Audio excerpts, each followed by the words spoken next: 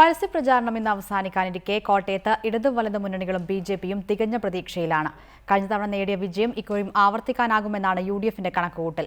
ഇക്കുറി ജില്ലയിൽ അട്ടിമറി വിജയം നേടാനാകുമെന്നാണ് ഇടതുപക്ഷത്തിന്റെ വിലയിരുത്തൽ. എസ്.എൻ.ഡി.പിയുമായി ഉണ്ടാക്കിയ ബന്ധത്തിലൂടെ ഇരുമുന്നണികൾക്കും തിരിച്ചടി നൽകാനാകുമെന്ന് ബി.ജെ.പിയും കണക്കുകൂട്ടുന്നു.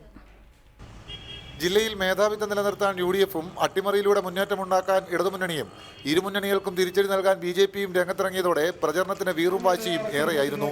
പ്രചരണം അവസാന മണിക്കൂറുകളിലേക്ക് നീങ്ങുമ്പോൾ മുന്നണിക്കുള്ളിലെ അസ്വസ്ഥതകൾ വിനയാകുമോ എന്ന ആശങ്ക യു.ഡി.എഫിനുണ്ട്. 2 ജില്ലാ പഞ്ചായത്ത് ഡിവിഷനുകൾ ഉൾപ്പെടെ ചിലയിടങ്ങളിൽ റിബലുകൾ തലവേദന സൃഷ്ടിക്കുന്നുണ്ട്.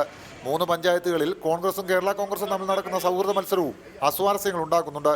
Kerala Congress, Jacob group, league, JDU പോലുള്ള കക്ഷികളുടെ പരാതികൾ ഇനിയും അവസാനിച്ചിട്ടില്ല. കെ.എം. മാണിക്കെതിരായ ബാർക്കോഴയിലെ തുടരന്വേഷണവും ആശങ്കയുണ്ടാക്കുന്നുണ്ട്. മറുവശത്ത് സ്ഥാനാർത്ഥി നിർണയം ഇടതുമുന്നണിക്കുള്ളിൽ കാര്യമായ പ്രശ്നങ്ങൾ സൃഷ്ടിച്ചിട്ടില്ല.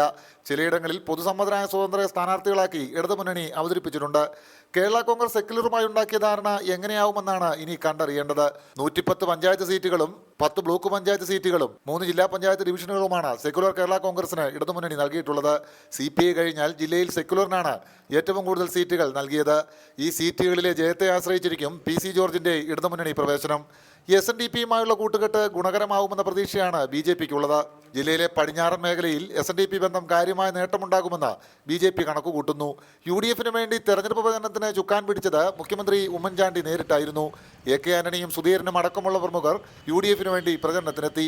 CPM സംസ്ഥാന secretary Kodiyeri Balakrishnan, polit bureau അംഗം പിണറായി വിജയൻ, കാനം രാജേന്ദ്രൻ തുടങ്ങിയവർ ഇടതുപക്ഷത്തിനു വേണ്ടി എത്തി. മുതിർന്ന നേതാവ് O രാജഗോപാലിനെയും V മുരളീധരനെയും രംഗത്തിറക്കിയായിരുന്നു BJPയുടെ പ്രചരണം. റിപ്പോർട്ടർ, കോട്ടയം.